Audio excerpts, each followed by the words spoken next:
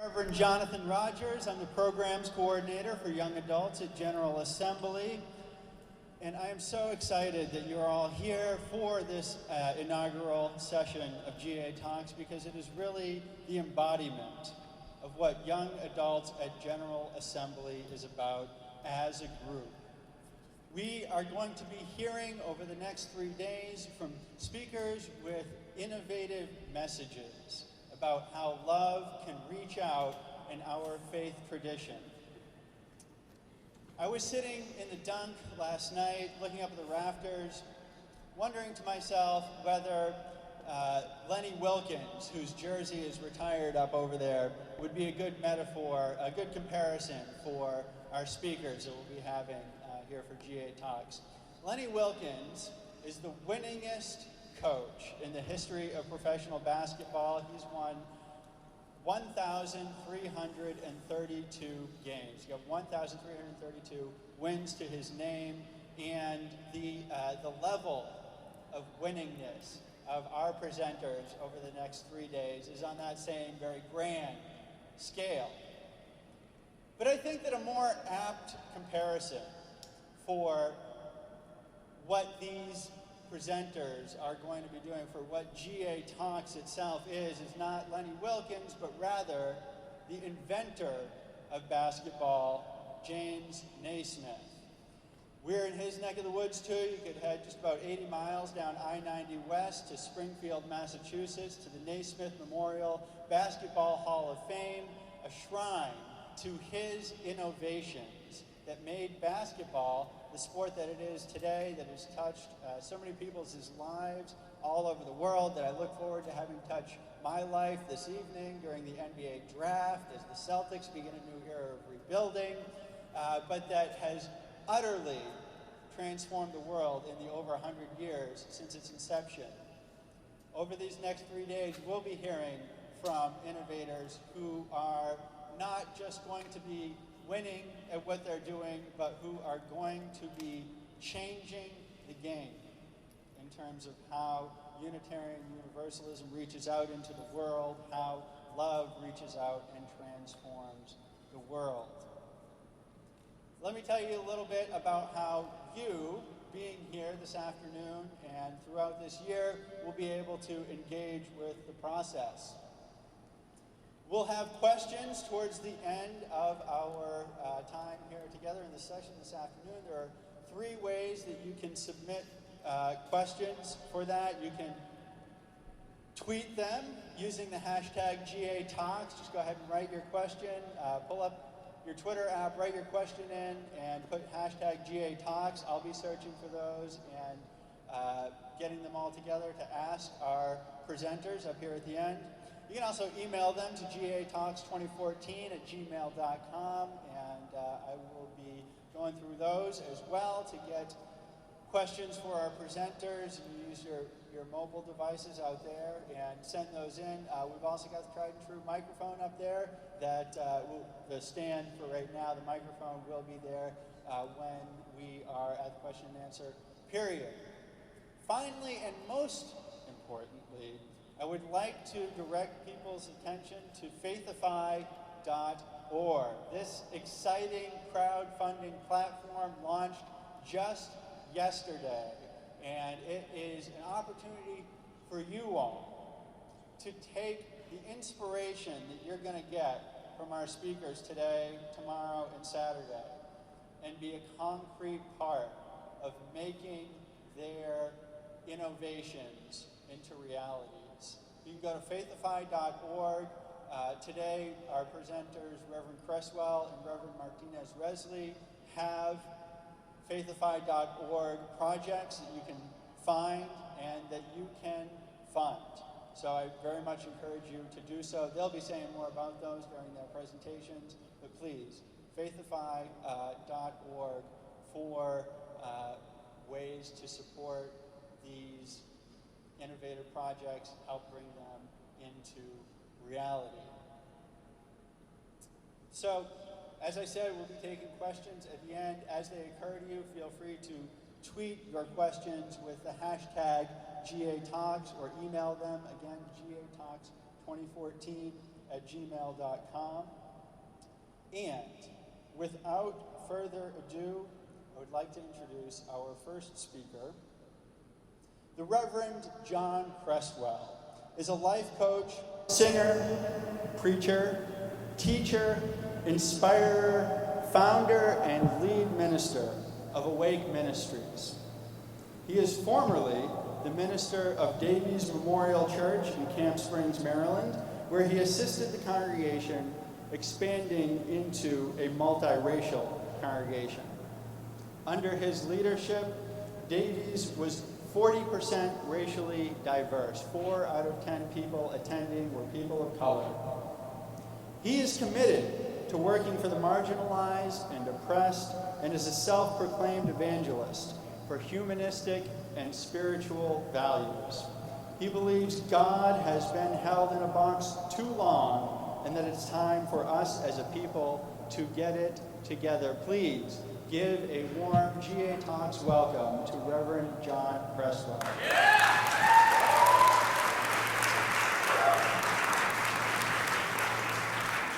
Thank you, Jonathan. Thank you so much. I've been a Unitarian now for 13 years. 13 years, been a minister for about 10 years, and I have been trying to figure out how to help our religion to make it into the 21st century. I've been through a lot of blood, sweat, and tears trying to figure out a process that would help us to move forward as a faith. We are still caught in our humanistic and atheistic past, and we need to embrace spiritualism and multiculturalism and multi-generationalism. And sitting with all of those things for some time with colleagues and respected friends, I think we have come up with something that is working, that is already diverse in attendance, that is already transforming and changing lives, and that thing is called Awake Ministries. Awake Ministries is a program of the Unitarian Universalist Church of Annapolis, where I am the associate minister in charge of outreach, leadership, and evangelism. I believe that Unitarian Universalism has a message to share, has good news to share, and it's up to us to make that happen. There is not some big entity that's going to drop out of the sky and make it happen. We have to make it happen. We make it happen through worship. Worship is about emotion. Worship is about feeling. Worship is about letting go to get transcendent. We do that with worship. Unfortunately, our worship has come from a particular perspective that is good but does not reach enough people. What you're going to see this week through Awake Ministries, through Reverend Eric's ministry, are different expression, different context for Unitarian Universalism. I want to show you my context for Unitarian Universalism. This program happens every Tuesday night at the Unitarian Universalist Church in Annapolis at 6:30 p.m. It's a worship service, but Awake Ministries is also an emotional literacy ministry. We mostly focus on music and message. Music that is powerful from the African American tradition, and a message that uses nonviolent communications and emotional literacy strategies to help people get in touch with their feelings and their needs. At 2:15, we will have an Awake service in this room. The band and the singers are here. We're going to show you exactly what I'm talking about right now. The big issue with religion, with people in general, especially those from a Eurocentric context, is we tend to classify things as either primitive or civilized. Religion in its purest sense, when it is spoken with the correct English language and performed in the way it should be performed with pomp and circumstance, this is considered civilized. And of course, the religions that dance and move around and say hallelujah and this sort of thing, they are considered to be primitive. This is an old Platonic philosophy. A lot of philosophers talked about this disconnect with the head and the heart. But really you need both. You need feeling, emotion, and thoughtfulness to really make religion work at any time in history. Awake Ministries believes in prayer as a way of getting transcendent in meditation. We do have prayer during our services, along with very powerful music, as I said, from the African American tradition. We light candles, which is very familiar to you, so that doesn't look too unfamiliar. So we do have a lot of the aspects of traditional Protestant religion within our services. We have a unique section that I hope you'll stay around to see called the Soul Spot. This is when we spin a wheel, and whatever it lands on, the two people who are the speaker calls on a person in the audience, and that person comes up and they talk for about 5 minutes on whatever that wheel lands on. It could land on hope, it could land on despair, it could land on heaven, it could land on Jesus, it could land on the Buddha, and we just have a conversation about it. We also show a video every week that prepares our minds and our hearts for Coach Time. Coach Time for us is, I guess, a time for all ages in that traditional context. But Coach Time is emotional literacy, it's professional, it's personal growth and development, and it's all about going inward. So Awake Ministries, although we reach outward to reach people with our ministry, we look inward to say you change yourself and you change the world. We believe that the world is not emotionally literate, and that when the world becomes emotionally literate, when they raise their consciousness, when the world raises its consciousness, then we will bring about beloved community. That's Coach Time's segment. Our life coach Dana is here. She's going to share with you. And then I share a few thoughts, or our minister shares. Reverend Rebecca Montgomery, who is an affiliate minister with Awake Ministries. She's also going to be speaking Friday night at the Service of the Living Tradition. And so we have different ministers. Reverend Fred Muir, who's a senior minister in our church, he'll speak. The different ministers will speak about 5 or 10 minutes. It's very short, just to kind of give a spiritual context to the secular professional growth context. We also have a time for healing and continued prayer. This is a personal prayer time where people actually get up from their seat and come forward, and they get to touch the hand of a minister and either share an affirmation, hear an affirmation, so they can be prayed with or prayed for. And this is, we think, one of the most powerful parts of Awake Ministries. I believe getting up in and of itself is a healing. There's a healing power. There's something that Catholics figured out in the confessional booth when you sit there and you talk to the person in the booth and you tell them what your problems are. Or you've been to your therapist and you say, you know, I feel better having talked about it. There's something about the process of getting up and acknowledging that you need a little bit of help. Most of our principles are guided by, not most, all of our principles are guided by Unitarian Universalist 7 principles and 6 sources. We also use the teachings of Marshall Rosenberg, Nonviolent Communications, the teaching of my life coach, Dr. Sheree Carter Scott, and we also use the teachings of on emotional literacy through the Lionheart Foundation, Robin Casargent. So all of these principles are in line with traditional Unitarian Universalism and our belief that when you lift up the worth and dignity of all, you create a better society. Now, I keep using the term emotional literacy, and what that means is simply this. It is your ability to articulate your emotions and underlying universal needs in positive ways that affirm the worth and dignity of ourselves and others. You get that? That's right relationship building. That's best practice. That's what we're talking about in all of our messages with Awake Ministries. We believe that when you do that, you create beloved community. And what will beloved community look like? I believe it will look like this. It will be trusting relationships. It will be, a place where there's non-threatening behavior. All these things around this circle, we talk about equality and reciprocity. We're talking about building beloved community. I think beloved community will be an emotionally literate culture. And therefore, we have created a global manifesto. This is our vision and mission. Awake Ministries is a faith-based movement of human reconciliation. We believe we're a continuation of the human rights struggle in America that edifies the worth and dignity of all human beings by inspiring and empowering them to live bold and compassionate lives. We strategically partner with progressive congregations and community organizations through contemporary interfaith worship, emotional literacy workshops and classes, life coaching, and consultation. May it be so. Amen. This is Awake Ministries. I hope you will join us on this journey by coming at 2:15 and checking out this for yourself. I believe this is one of the futures of Unitarian Universalism, and I hope that you embrace this ministry as you embrace these other ministries that are yet to come forth this afternoon. Thank you so much. Be blessed.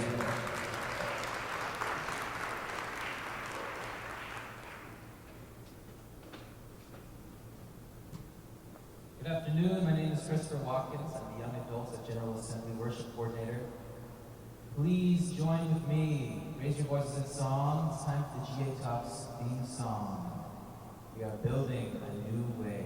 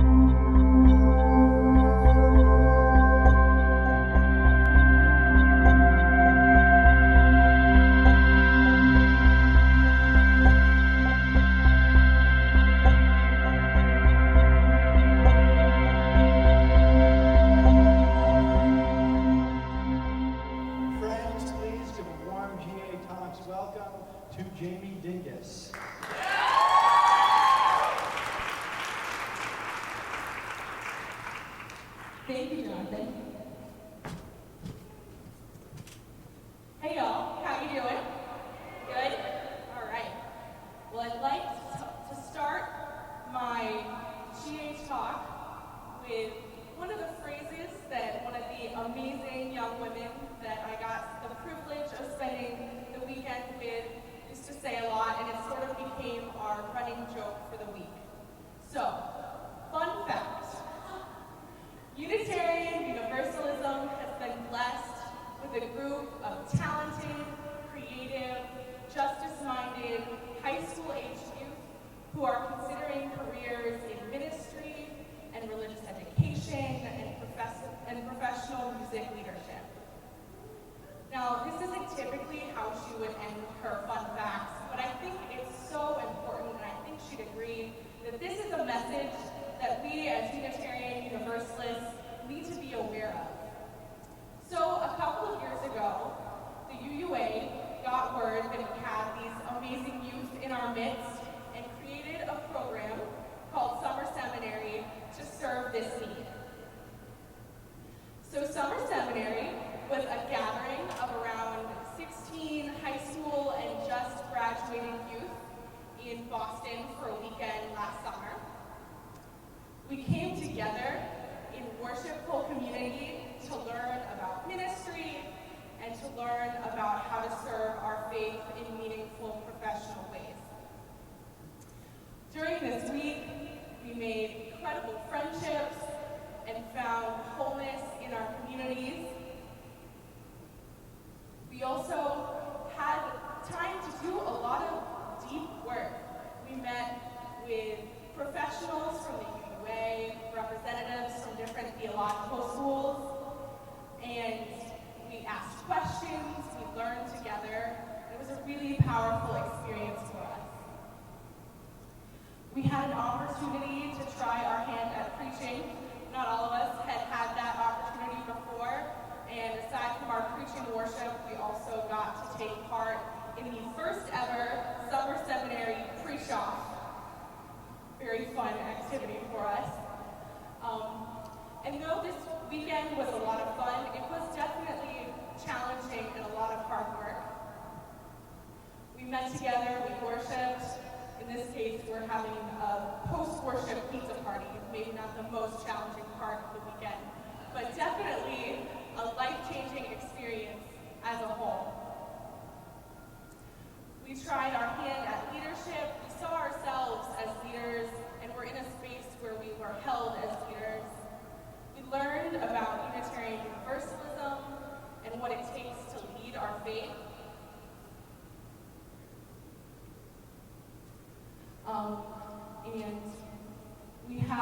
wonderful experiences together. All right, we're gonna forget that.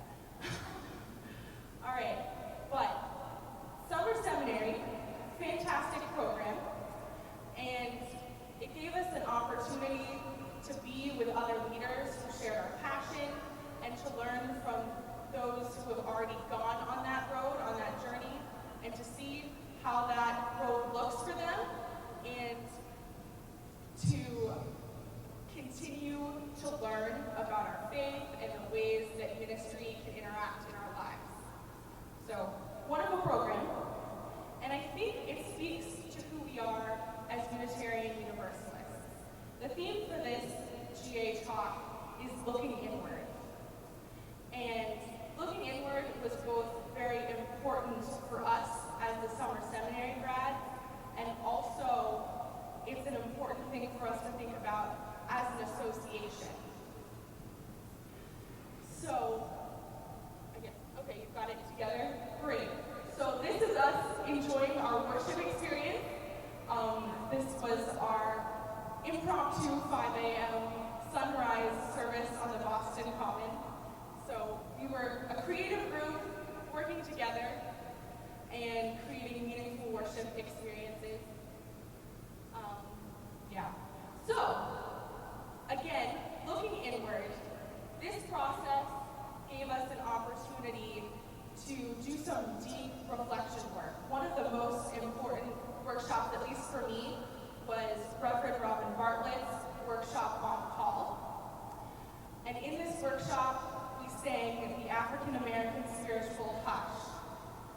Hush, hush, somebody's calling my name. And the end of this song asks the question, oh my Lord, what shall I do? What shall I do? As a group of high school aged youth, we had a lot of questions about what we should do. We're in this space together and we've sort of felt this call to ministry, but it's scary and it's confusing and we have a lot of feelings about it. And this was a program that let us work with people who've also had those scary feelings and those joyful feelings and those moments of uncertainty, and to be with youth who also experience that, who you can sit down and say, I'm thinking about ministry and I don't know how that's going to work in my life, but I'm really excited about it. And they could bounce that feeling and that excitement right back off of you. This process it's scary and it's challenging for us, and we also have a lot of questions. I know we kept thinking, are we really cut out to be ministers? And if we were to have congregations, would they take us seriously? And seminary, can we have a social life while doing seminary? Those are real questions, and they keep coming because we were so incredibly serious about this process of getting ready for ministry. And this was the place where we could hold those questions and find answers with each other and with the professional staff who surrounded us, including our amazing mentors, Carrie McDonald, Jeremy Bateman, and David Ruffin. This experience gave us such an incredible gift, but I think it's a gift that was given for our association. Because if you look around, looking inward, we have some incredibly talented youth and young adults in our midst. Especially for the summer seminary program, it's an application program. You have to apply and have letters of recommendation. So these are the youth who were there, are top-notch youth who are already so active in our congregations. We're putting in the work, active in our youth groups, and at cons, and at camps, and at General Assembly, and doing social justice in our communities. And this is a way that as the association, we can look inward and say, we see you, and we see your potential, and we want you to succeed, and we want you to continue to lead our association. And this is the program that does that, that makes leaders leadership continue, because we do have these wonderful youth in our communities, and we want to keep them, and we want to keep them leading us. And this is one of the most valuable things that Summer Seminary was able to do for us.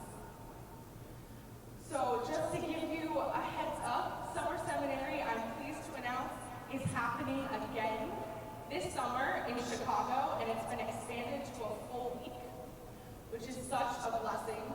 I can see some of the Summer Seminary grads in the audience are already jealous that they get to have a week-long experience, because it was so valuable and so powerful for us. As an association, when we look inward and we think about what's calling our name to serve our young leaders who are filled with promise and excitement and enthusiasm and joy, these are the programs that support them and keep them in our congregations and keep them coming back. This is such a vital need that Summer Seminary is filling, and I couldn't be more pleased that it's happening again this summer. Thank you so much. Go Summer Seminary.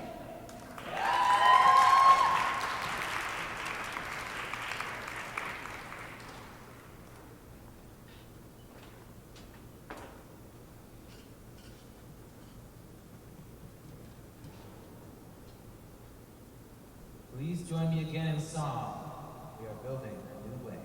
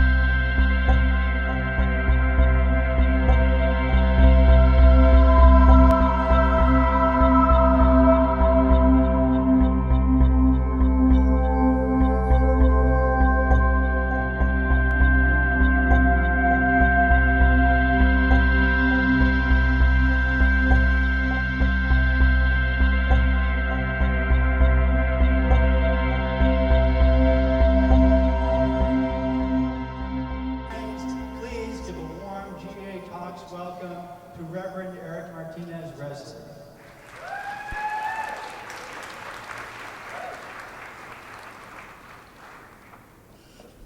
So what's spiritual community actually about?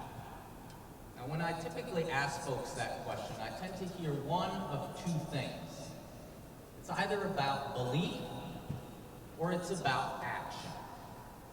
Belief, as in a group of like-minded people who share similar values. Action, as in a group of socially conscious people who then act on those beliefs by advocating for social justice. Does that sound familiar to anyone in this room? Now, don't get me wrong. I think that belief and action, especially as understood in this way, are really important.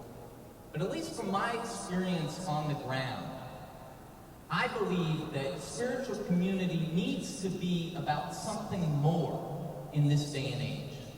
And I'm going to take the opportunity over the course of the next 10 minutes to share with you, to explore with you, what that something more might be. The healer. Pronounce my name Osiris cause they thinking that it sounded like. You really don't, but if you think I'm God, then that's alright. I'm not a Christian, but I wanna be like Jesus Christ. I'm Malcolm X, so ready to fight the meanest fight. The apple never falls far, Layla Ali. Give it up to my pop for the man he made out of me. And I know I got the free will to be what I be. All praise to the Most High, he made me like he.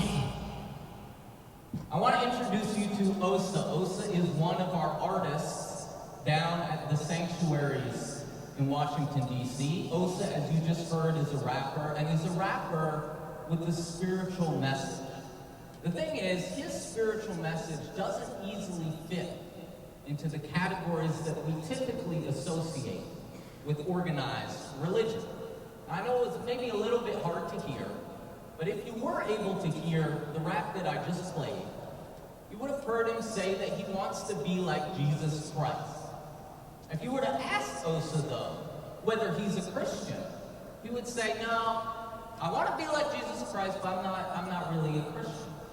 Likewise, he praises the Most High, but doesn't necessarily go searching for the Most High in one particular scripture, or for that matter, in one particular denomination.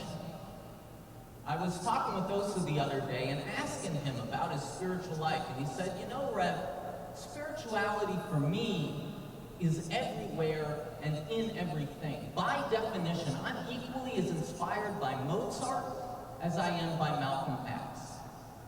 And Osa, believe it or not, has been able to construct this incredibly eclectic, and if you meet him, sometime you should come down to DC, you'll get a chance to meet him.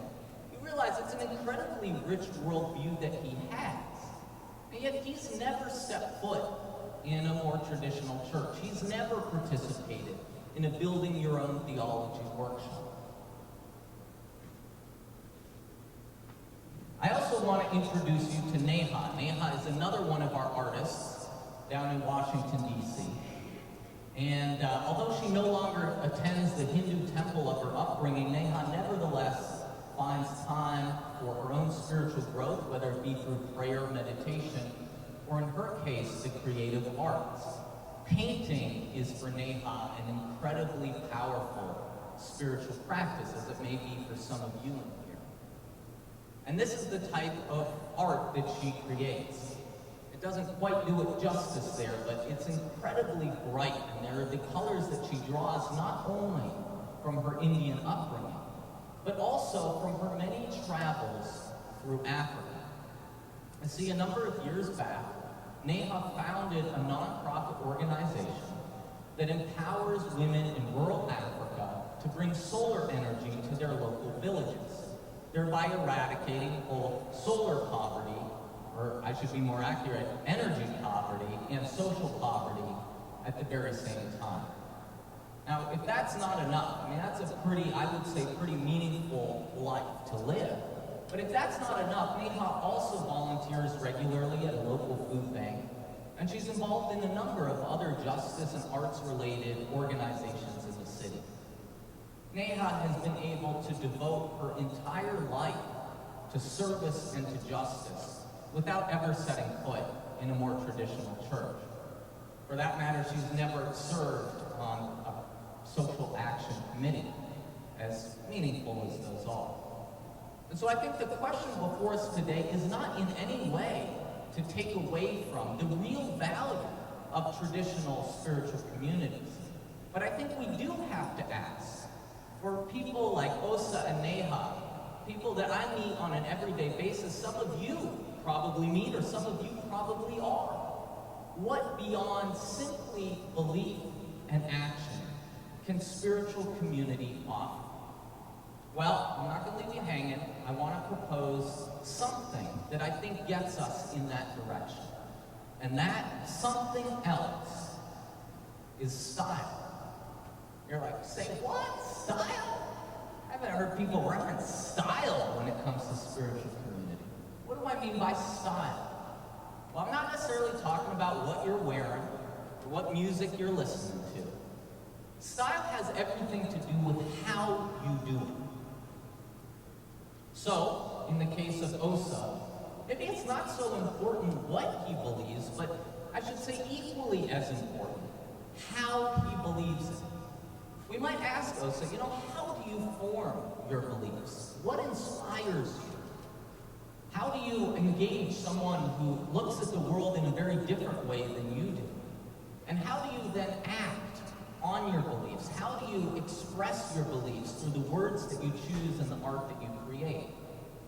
Likewise, for Neha, we might ask, you know, if it's not entirely about what actions you take, maybe spiritual community can help you really reflect and cultivate an ability in terms of how you act in the world. So for her, we might say, how do you decide what to do with your time, especially given all the commitments that you have? How do you ensure that when you're doing something, you're showing up as your full self? How do you cooperate and collaborate with someone who has a very similar vision, but is doing it in a very different way? I like to say that it's the style in our lifestyles. It's the style in our lifestyles. And I think it's something that spiritual community can uniquely offer. At least that's what we've been finding down in Washington, D.C. with the sanctuaries. We bring people of diverse racial and religious backgrounds together and empower them to experiment through the creative arts with new styles of living, new styles of having a meaningful and creative life. And it's been incredibly powerful to witness the impact that it's had, not only on the people who are involved, our artists, but also on our wider community. And it's also helped me, as the lead organizer, make a couple realizations about the way that I think religion is really changing in our society in this day and age. So I want to take the remainder of my talk to share very briefly 3 observations I have about how I see religion shifting, and by extension, how style can actually help us understand these shifts in a better way. Let's start with tradition. I think we often assume that tradition is something you either honor and uphold, or something that you outright reject, which is why I hear a lot of folks, especially older folks, and understandably so, somewhat disgruntled by the fact that a lot of younger people just aren't that into those 19th century hymns. Well, I think style helps us see that each and every one of us is always inheriting and inventing tradition at the very same time. I'll give you a quick example. My suspicion is someone in here really loves those 19th century hymns, but isn't all that into the ritual of communion, let's say. And likewise, there may very well be someone in here, maybe it's the person sitting next to you, who really loves the ritual of communion, but would prefer to take communion while rocking out to some more contemporary worship tunes. And so then the question to you becomes, who's more traditional?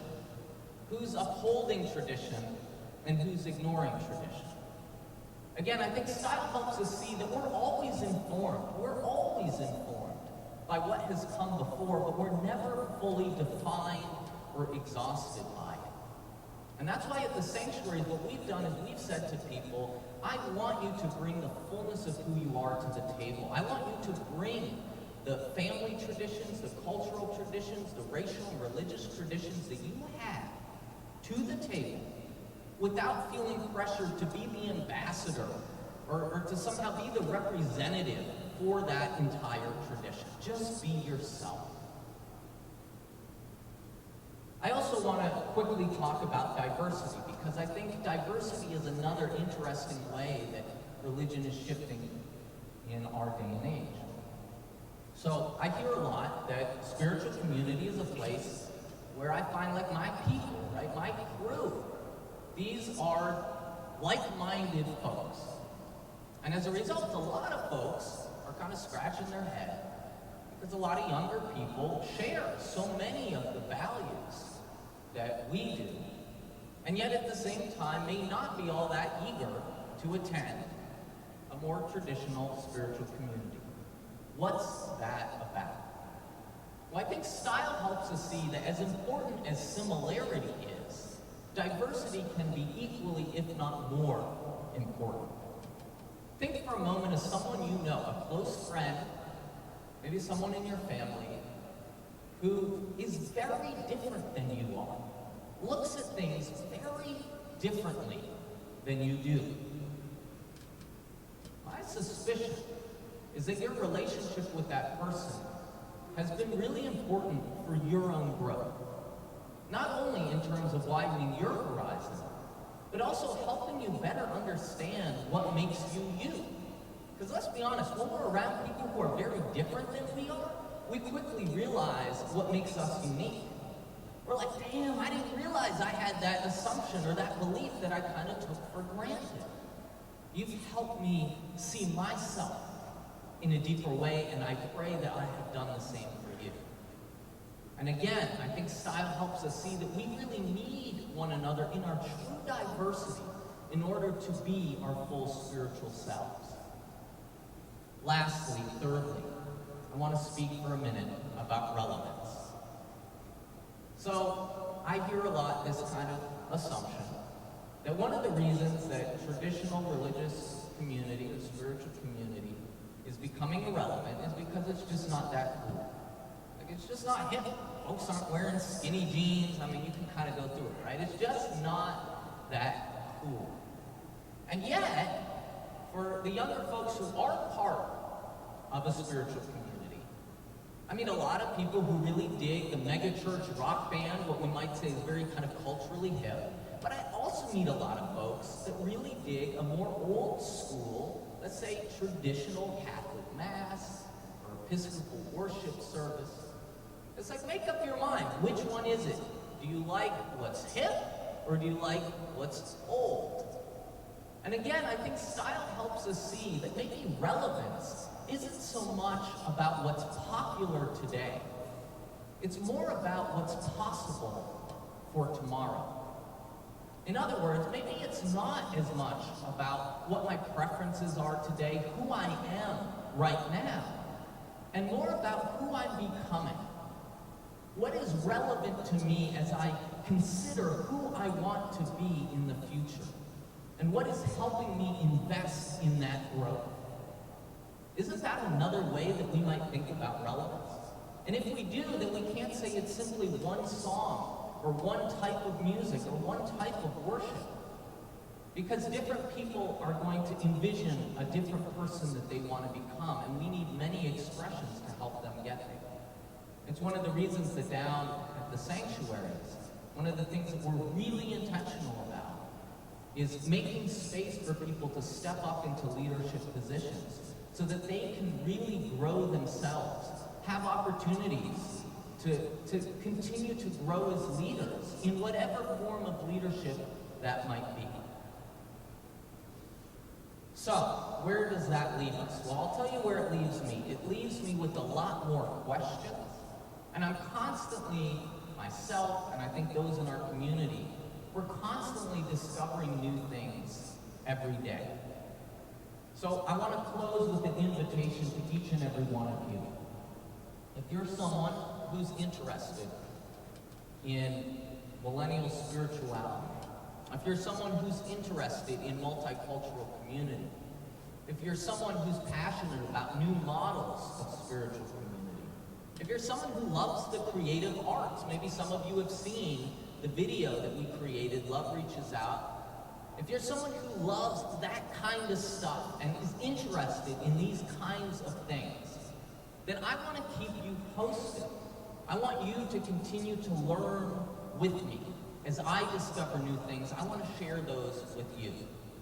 And it's a very easy way that we can make this happen.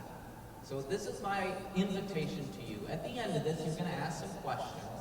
But at the end of this, I want you to come to me. I'll be at the back there.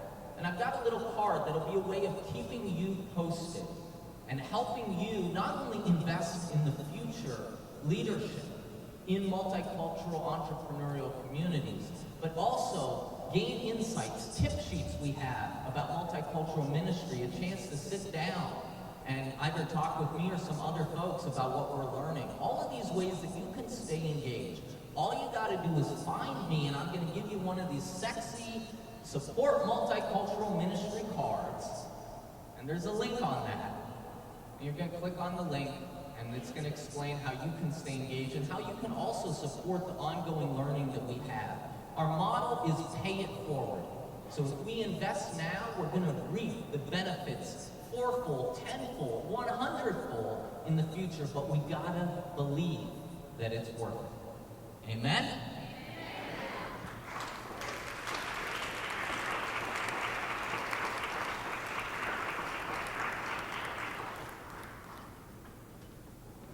Join me in song one last time. Don't be afraid to belt it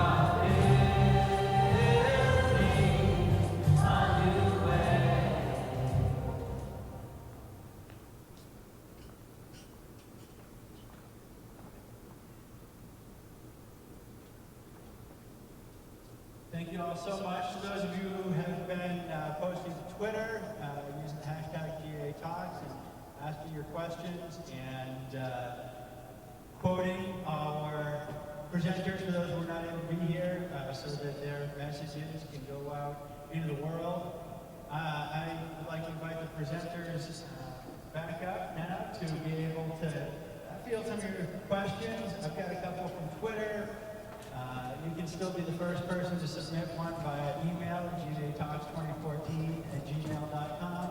And we have a microphone set up down here for folks to be able to come up and ask questions from the microphone. So you're more than welcome to get a cue for that, and we'll be asking some questions.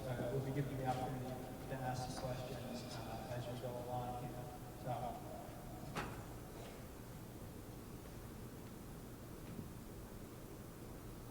Bring it on. All right, here we go. I had the search all brought up there, but here we go. Hashtag GA Talks. A good one just a moment ago from you, Reverend Martinez Rosas. So get ready. All right. Jesse Bear at the Jess Bear asks, Rev Eric, can you talk more about the sanctuaries? In specific, it sounds like, what type of activities / resources do you provide, and how do you find artists? Hashtag GA Talks. That's a great question. So I don't mean to be flippant, but I genuinely believe that each and every one of us are artists. We just like, as we get older, we pretend that we're not anymore. Because some people have told us that we're awful, or we might think we're awful, which I don't buy. But I think if you think about it, like you watch like young kids, I mean, it's an incredible amount of creativity to a young child. I think each and every one of us have it. So that's a way of saying we're very intentional about getting people involved from a wide variety of creative backgrounds. We definitely have some folks who are professional singers, professional graffiti artists, muralists. We also have that person who's like, you know, I took a pottery class in 5th grade, and that was sweet, and I've never done anything with that since. And I really wish I could, you know, have the chance to kind of nurture my creative and my spiritual side at the very same time.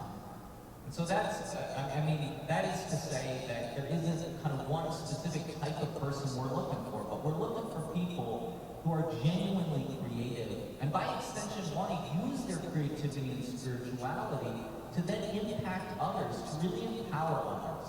And so what we do is that we not only bring our artists together and give them a number of opportunities to be deepening themselves and growing themselves, but we also then give them the platforms through our partnerships with local nonprofits and local businesses to really be a blessing in the greater DMV, as we say, DC, Maryland, Virginia area. And so that can be anything from recording songs that are then used for a variety of different rallies. Recently, our crew, a number of our artists showed up at the rally for homelessness rights and performed a couple songs there. We also have recently partnered with a small business through a relationship that one of our artists had with the owner of that small business. And they were like, you know, our walls are so bare, we're just kind of struggling to make it through. It's really hard with all the Starbucks and the Panera Bread and everything else. Not hating on that, but it's hard as a small business. And we're a community business. And so anyways, this conversation unfolded, and what we're hopefully, if everything goes well, Julio's on top of this, I think. But what we're gonna do is, over the course of the next month, we're basically going to put an entire art show and gallery in their small business.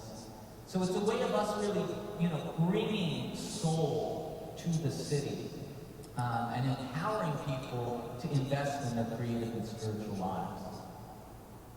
Wonderful. Thank you. Thank you very much. A shout out to Elizabeth Coffey and Aisha Pierre, who have been tweeting about GA Talks. Thank you very much. And a question from Donna Torre for Reverend Cresswell about the geography a little bit. I think we're getting at here. Does Awake Ministry reach the East Coast, which is, I believe, where you guys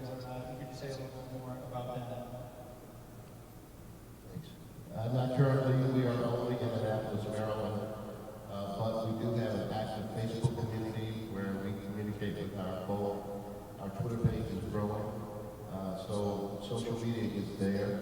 We are looking into trying to raise the funds to live stream our services, but we want to do that in a professional way, and that will take substantial capital.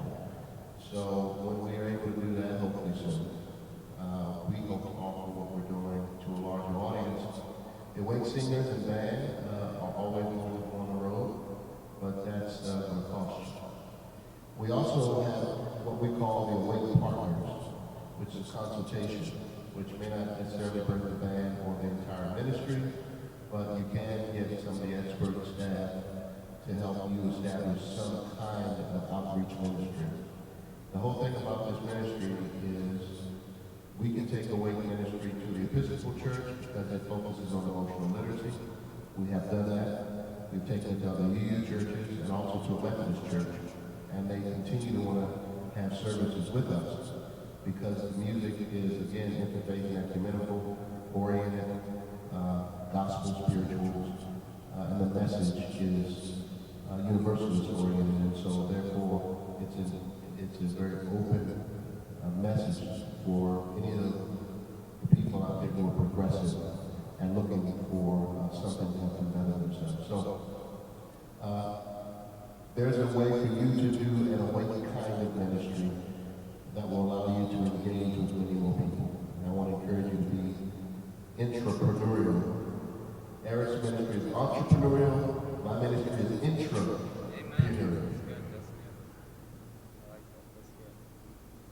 Thank you. Yes, this is good.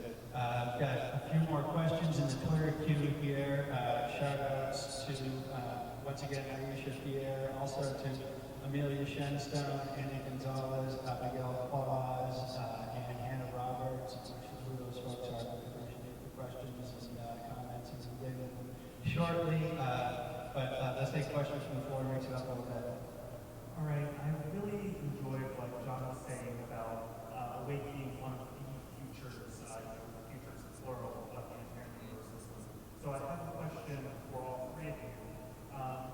What specific examples can you give us that the models you're engaging in specifically address the spiritual needs of young adults? And what evidence do you have that they're making an impact in the spiritual lives of young adults? All right, thank you, Greg, for that question. So, after summer seminary, it's been a year for our group of grads, and we're already seeing that the leadership skills that we cultivated and developed together are paying off. There's a couple of us here at General Assembly, and I know there are a couple of us who are going to be involved in some of the bigger services at General Assembly, which is an amazing opportunity for us. And apart from that, our grads are also continually active in our congregations, and a lot of us have gone off to college now, so we're active on our college campuses, engaging with other young adults. And so this program, it's very clear that this program has had an impact on our lives and has helped us continue to want to go down this path and continue to want to be active in Unitarian Universalism. And I think the evidence is pretty clear by our continued action within the association and our continued enthusiasm for ministry. Awake Ministries was created for those 18 to 40 years old. That is our target demographic audience. That is not the target we have come to presently. We have people from all generations. My children are 18 or 19, 17, and 11, and they have told me that they love it. Most of the young people that have experienced Awake Ministries love it. I can give you comment after comment. How I can engage them and get them to come out on Tuesday night and participate to develop their emotional literacy skills by being involved in our prison ministry. I don't know. I'm up for suggestions. But Awake Ministry was made to attract younger Unitarian universities. It doesn't mean that others are like Richard Duzin. It doesn't mean Richard Duzin's excluded. That's not Richard, that's somebody else actually. You just look like Richard. It doesn't mean that if you have gray hair, you're excluded. You know, Madison Avenue targets women for all their advertising. it doesn't mean that if a man goes and buys it, well, so you can buy it. No, just the target is 18 to 40, but if you're 65 and you like to shake the hips and you don't mind working on yourself, come on out. Yeah, I love what was. I mean, I'm blessed to be with this great panel, and I would echo what has been said in terms of. I mean, our ministry is primarily focused on that demographic, by extension and intention around diversity in terms of race, ethnicity, class, and I think in terms of how do you know you're making a difference, which is what I hear in that. It's such an important question. I think there are a number of things you can point to. I'll name two very quickly. One, I recently, one of our artists kind of approached me and said, "Hey, Rev, I want to grab coffee with you because you're going to think this is crazy, but I want to ask you a question." So I went out to coffee. I didn't really know what to expect. Anyways, we're kind of chatting for a little bit, and she goes, "All right, so I think I may want to go to divinity school." And I was like, "Really?" Like, that's awesome, but you are the last person I ever would have imagined. And so, then I'm hearing more, and she's like, "Yeah, it's not that I necessarily, kind of imagine myself in a more traditional ministry role, as important as that is. But I think by participation in this community, she's also someone who recently had a life-threatening brain surgery. And so much of the support that she got during that time was from our fellow artists. I think she saw the power of genuine, meaningful, creative, diverse community. And so to hear her kind of describing, it wasn't really because I want to be you, Rev Eric.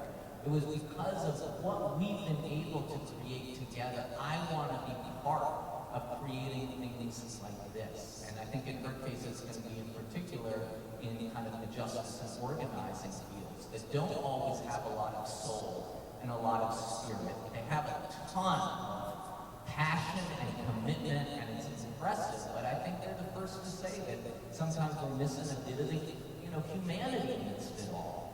It's easy to burn out, and I think that may be increasingly what our ministry becomes. So, I guess that was one small example, by no means suggesting that the only way that, you can make a difference is by going to divinity school. In fact, in a way, my prayer is that most folks don't go to divinity school because you realize you can do ministry in your everyday lives. And at the same time, for those who are called to this crazy thing we call divinity school, come chat with me and tell you my thoughts on that. But, the last thing I would say very quickly, for those of you who don't follow us on Facebook, the sanctuaries, that's plural, the sanctuaries, and this is your question, I think that's another way, we're always posting the art that our artists create. I think that's another way to, on a very visceral level, see the spiritual depth that people are putting into this impact it's having. So if you have a smartphone, here's my plug. Open the Facebook app and follow us. The sanctuaries, plural. It'll say, I think the sanctuary is Washington, D.C. So I know I use that for a plug, but I think to your question, that's a way that you know whether something's happening. Follow Awake Ministries on Facebook. I do, and they're always posting, life is happening. And I think that there are ministries where you just get that vibe, something's happening here that I want to be a part of, whether I'm involved on the ground or whether I'm supporting this from afar. Thank you. We got time for two final questions that we've got lined up here. We've got one we're going to throw to you real quick, and then one will pass us on the line for combinations of questions. For all three of you, we will say a word about. Aisha Pierre asks, Rev Eric, is your mission to create new churches with younger members who embrace new traditions through our creativity? Yeah, I appreciate that question. I guess I grew up in Germany, so we have a wonderful word that is Jein, which is a combination of Ja and Nein. Yes and no. Why don't we have a word like that in English? All right. Jein. So my answer to this is Jein. I think, what I really hear in that question that I would very much affirm is the sense of the power of the creative arts, something that I think unfortunately we tend to overlook. But you're hearing here in terms of the music and what you were saying, the creativity, outside worshiping and all this. I think the power of the creative arts to really empower people to not only grow personally, but also make a difference in the lives of others. That's what we're doing. Whether it involves the production or the construction of a lot of new things that we would call church, to me that's a secondary mission. So I guess I don't see that the purpose of faith in general is about constructing a lot of buildings or institutions. I think that can be helpful. I think it can also be really hurtful. And as a minister, I'm more often than not embarrassed by the crazy stuff that I hear on the news media coming out of precisely those types of institutions. And I imagine all of you are as well. So I don't think that the goal should be to simply create more infrastructure, more organization. I think that's a part of the recipe. But I think we need to think in much bigger terms in terms of the impact that we're having to fundamentally transform people's lives and equip them to do that in the world more generally. I love what Reverend John said earlier about, the inward work feeds the outward work. And I think that's so true. And, if I'm really honest, that can happen in a lot of different formats. And I think we just got to name, own, and actually celebrate that, rather than getting all upset that not everyone is, doing the same thing we do. I'm glad you do that. There are many other ways to do it as well. Well said. Thank you so much. And our final question, we're going to tie together a couple. One comes from Amelia Shenstone. How did the congregations that supported these new ministries get them started? And related to that, we have a question from Hannah Roberts. How can the UUA support innovative ministries like yours? We just have a couple minutes for this, so if each of you could do just a few sentences on that. I'm going to go last because I'm talking much and they're more interested in this. I'll just go. Okay, so Summer Seminary was a UUA program, so it was started/supported by UUA, so that sort of answers part of it. However, just to clarify, the ways that congregations can continue to support this is by recognizing and looking inward and seeing those fantastic youth within our congregation and, seeing those hesitant but definitely their interest in ministry and saying, hey, I see that you have some talent and some drive and some enthusiasm and I want to support that. And guess what? The UUA has this fantastic program that's going to be in Chicago this summer. And this is something that you should get involved in because it's going to be really good for you. And I think, at least for my program, it takes those individual level interactions to continue to find these leaders who are so anxious for this kind of ministry and this kind of program. So hopefully that sort of answers your question. My challenge to you is to go beyond congregation. What I mean by that is, don't assume that everything has to be done on Sunday. Don't assume that you have to tear apart the traditional structures that already exist. But you can add onto them. Awake Ministries is an addition to an already vibrant ministry that has made quite a few changes over the years, including on Sunday, to become more charismatic and energetic and inspirational. So the Awake Ministries has had an impact on Sunday morning, but it is its own thing on Tuesday. And it needs to be its own thing because what is the scripture? You have to put new wine into new wineskins. If you put old wine into new wine, I'm going to screw it up. I'm not practicing. But you get what I'm saying. We've gotten a lot of support from the UUA and from the funding panel. The cost for my ministry would be almost zero, but I want the professional singers and band, so they're compensated every week for their work. And I need that. I needed that. And at 2:15, you'll see why. Thank you. Yeah, The only thing I would add is, so much gratitude to all of you for being here. You want to ask how you support, you show up for things like this, So give yourself, seriously, round of applause. And, if I can also say, a big thank you to Reverend Jonathan Watkins. He's not going to tell you this yet. First, clap it out. He's not going to tell you this, but he has been working so hard to put this together.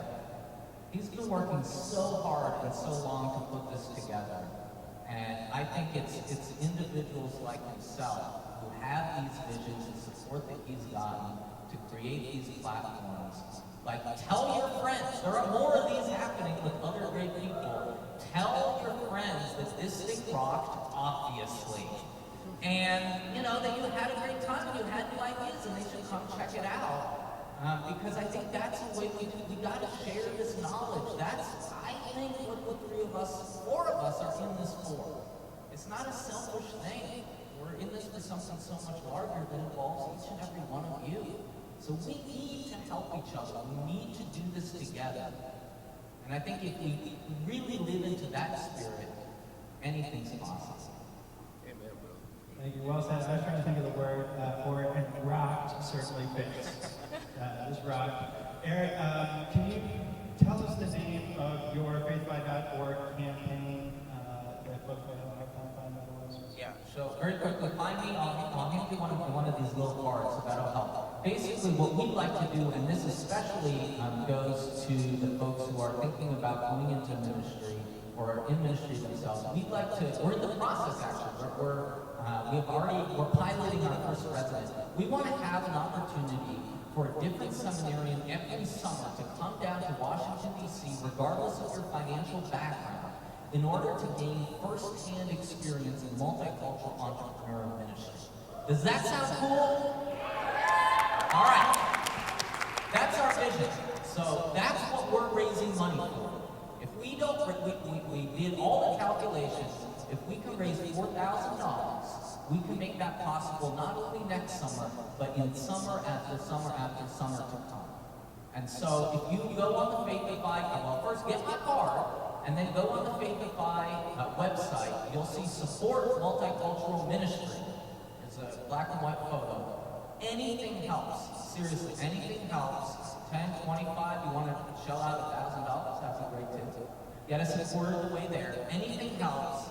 And that's also why part of that is us keeping you posted. All of our residents are going to be sharing with you what they're learning. So you're investing in this for yourself as well. Thank you. So again, that's Multicultural Entrepreneurial Ministries is the Faithify campaign. Awake Ministries also has a Faithify campaign. Go to faithify.org, and there are so many to get to check out. You'll be hearing from Faithify on Saturday about the process of putting together a crowdfunding platform, what that's going to make possible for Unitarian Universalism. So come back. Saturday we'll be here again at 12:30. Tomorrow we're here at 10:15. We hope to see you all very much. Then please stay connected with Twitter, #GATalks. Send some emails in and bring yourselves and your co-creators in the beloved community here at GA over the next couple of days. So one final round of applause, please, for our presenters.